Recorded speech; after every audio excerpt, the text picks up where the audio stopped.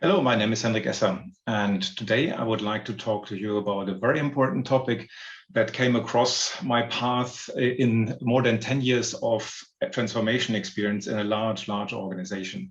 And that topic is fit for purpose. Why is it so relevant? I mean, along my path, I found one thing that really changed my view on things, and that is that we are more and more living in a polarized world where it's an either or a from to kind of thing. So let me exemplify this. Let's say waterfall is bad. That's where my agile journey started. We discovered that waterfall is bad, but instead we needed to do agile. Agile is the new holy grail. But along that journey, I started wondering, is waterfall really bad in all the cases, or aren't there situations when waterfall actually makes sense?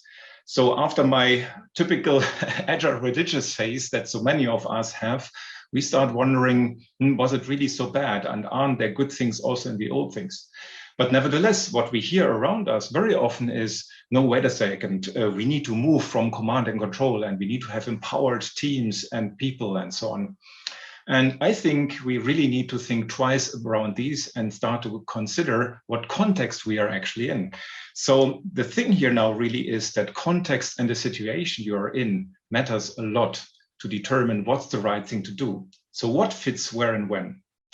And I came across a couple of really interesting things. One, of course, was Dave Snowden and his wonderful Cynefin framework. But I also came across another guy, very interesting, whose name is Simon Wardley. And he's one of those guys who have been dealing with strategy and how to form strategies. An interesting thing I stole with pride from him is this one here. He basically says every product goes through 4 distinct phases in its evolution curves. And the first phase is the genesis and novelty phase. In that phase, you have maybe a technical idea, you see an unmet customer need, and you're wondering, how can we satisfy this need? Could my technology work out? What might be the solution? What's actually my customer segments and so on? So you scratch your head and everything is new and you try to find out. But if you're doing a good job, you find your first lead customer that you can co-create with. And then with this lead customer, you build a product, and that product is very, very custom built. So it's a custom built product that comes out. And when you've done a good job, then maybe it attracts more customers. And these other customers, they of course say, what you have done there is really great, but can you please do that and that for me? Because that would really add value. So you do a next custom build, and the next, and the next, until a moment actually where you have so much custom build that you think like, oh my God, all these tracks, all these variants that I need to support, this is not good, this is not profitable. We need to make this a one-size-fits-all product that can be served and delivered to many, many markets and many customers. And that's the moment where your many custom builds are consolidated into a product, into something that is more industrialized and serving a more mass market. Yeah, and inevitably, everything becomes a commodity because your competitors have woken up and they can do the same thing, sometimes even better in some aspects and so on. So the market has changed. So this is a typical evolution curve of a product. Now, when we think about the characteristics of these phases in the evolution, what are key characteristics that determine these? So the first one maybe is this one, low predictability on the left-hand side. When something is a novelty, you are really wondering about things. You don't know whether you really got your customer need right. You don't know whether you have understood what is a good technical solution or a solution to meet the customer need, to satisfy that need. You don't know what are your customer segments, what are they willing to pay, what partners do you need, and so on. Tons and tons of questions and things you need to find out. And because of that, the predictability is very low. You have never done it before, and probably you have a lot of surprises along that way. While on the right-hand side of the spectrum, when something has become a commodity, predictability is very high. You have developed your product for a longer time. You know your markets and your customers really, really well. And that really increases predictability. So another characteristic then is that on the left-hand side of the spectrum, it's extremely much about exploration. You have so many questions that you need to explore and try to find an answer. On the right-hand side of the spectrum, there actually you have explored so much that now you can start exploiting what you have found. So on the left-hand side, it's also pretty much about ideas, generating tons and tons of ideas. And it's important that you have a lot of ideas there, because a lot of stupid ideas can lead to the one brilliant idea. So stopping ideas is not necessarily a good thing in that early phase. While when you move to the right-hand side, you have turned these ideas via exploration into knowledge that you can actually exploit. Okay, so if we see this bandwidth and these changes along the evolution of something, then the question is, what is the right way of working approach that helps you to really do well in that phase of your evolution? And let's take a look at this. Let's think, which way of working is good in an environment where you have low predictability and where you need to generate a lot of ideas to understand what is your customer need and so on, and how could you satisfy those needs, and maybe filter the good ideas from the not so good ideas. Which way of working is good there? Well, a possible answer is this: design thinking. Design thinking is really made as a disciplined process to explore with the customer, understanding customer need, seeing what kind of value proposition you might have to that customer. Once you have that value proposition, you come into the situation that you think, okay, now I know where I want to go, but now let's stepwise go there. So you come to a situation where you want to do your custom build, and here actually Agile methods are pretty good, because Agile means you work in short iterations. You always do a little, turn to your customer, is this in line with what you are expecting? What are further ideas? And so you stepwise, cautiously experiment your way forward empirically. Then when you want to start exploiting the thing more, because now you have found a bit like a success pattern, you repetitively have success and so on, now the lean paradigm kicks in. Now you can start saying, oh, we have a flow, let's start to optimize it. So lean thinking comes in. And ultimately, on the right-hand side, when you have turned everything into knowledge that you can exploit, actually you can have Six Sigma and Waterfall.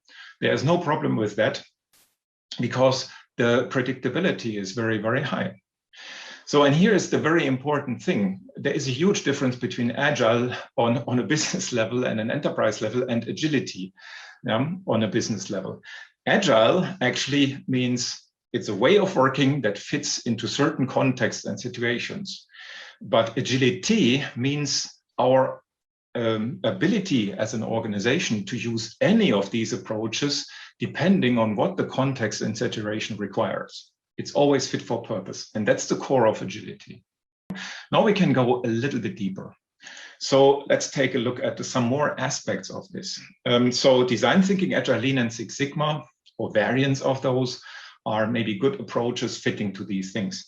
But what about, for example, what kind of people you need in these different phases? So the first one is maybe, and it's a bit stereotypical, none of us is a pure artist, pioneer, settler, or town planner, but let's look at this for a moment. So on the left-hand side, you maybe need to have more kind of artists. Those are people where others just see noise, they start seeing patterns. They are very good in creating ideas and thinking left and right and connecting dots. So that's what the artists are doing. They are creating a vision of something. And then usually come the pioneers. The pioneers, they love the vision from the artists, and they say, okay, let me pave a way there. You know? So they say, follow me. And they pave a way through the jungle. Then come the settlers, and they say, okay, what you pioneers have been doing is fantastic, but can we please get a little bit more order into this? Because now we have a small path through the jungle. We want to make it a road so many people can go there. That's what the kind of thing how settlers are doing. And then finally, we have town planners. Town planners are people who love clean, clear structures, who want to have everything in place. They hate actually uncertainty usually. So they try to remove it. And those are people who really bring order and discipline into things. So when we think again about our organizations, we need a healthy mix of all these stereotypes. I mean, all of us are not only a pure artist, a pure pioneer, a pure settler, or a pure town planner, of course. Everybody of us is a mix, but we have our preference zones. And when we build teams, for example, for a genesis phase, we maybe need to have some more artists and a bit less town planners. You cannot live without a town planner in these early phases, by the way. So always think about the mix of people you want to have. Again, it's not either or, it's making a combination of the whole thing. Next one, how many rules should there be? Well, on the left-hand side, maybe you do not want to have too many constraints or rules because thinking should be quite free. So you will probably seek to have as few constraints and limitations to the people generating ideas as possible. Then the pioneers, usually they need something like enabling constraints. What are those? Enabling constraints enable the pioneers to stay roughly on track with the general vision we have created. So it's basically like saying you can go anywhere you like, but don't go here.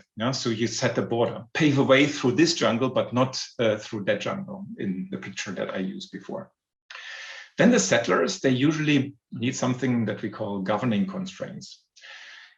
Those are, now we start to have a bit of flavor of rules, basically, but it's maybe rules that can be broken if you found a really good reason why. So you are trying to help yourself with principles and some early attempts on rules. How can we repeatedly describe how to have success? But you always keep the door open to violate them and adapt as you go along. And then on the Six Sigma side, when something is in a maximizing mode, we have fixed constraints. This is the way how to do it. Process instructions, clear goals, and stuff like that are there to really make sure that the recipe for success is followed strictly. And then maybe last but not least, what about leadership? So what leadership structures should we have? On the left-hand side, maybe the leadership should be more like a hierarchy, because you don't know who has the best idea. So hierarchy means you have a bunch of people, a team of people. And today, maybe Anna is the perfect person to lead the team, and the whole team automatically follows Anna because she seems to have the best idea how to move forward from here. But maybe in a week from now, the team has learned a couple of things, the situation has changed, and so on. And now maybe Peter is the better leader of the team because now he is emerging as the person having the best idea where to go. So leadership fluctuates through the team as the situation evolves. That's a hierarchy. Then in the middle of this spectrum, you have a lot of participative leadership. So here, the idea is that it's not the leader who is the lonely wolf who knows it all. Because of the complexity and the uncertainty and the need for learning, leaders are not the one-wise bottlenecks in the organization, but rather make use of what we call at Ericsson the many brains, the many people in the company. So the leadership is participative. People are participating in finding solutions, in taking decisions, in generating ideas, and so on. And the level of participation is very high on the left-hand side of the spectrum, and it slowly decreases towards the right-hand side of the spectrum until we have a very authoritarian leadership style, which is actually totally appropriate in the space of Six Sigma, where you have found the recipe of success. Yeah. So this is the spectrum. It's, of course, a very simplified picture, but it's a nice navigation system to give you an idea of what is the right thing to do in which context, what kind of approaches might help you. And it's actually my recommendation that you sit together with your team and you discuss where are we and what is the right thing to do from here. And this discussion will help you determining a better approach. So with that, I would like to thank you for listening, and probably I see you later on in the workshop. Thank you. See you.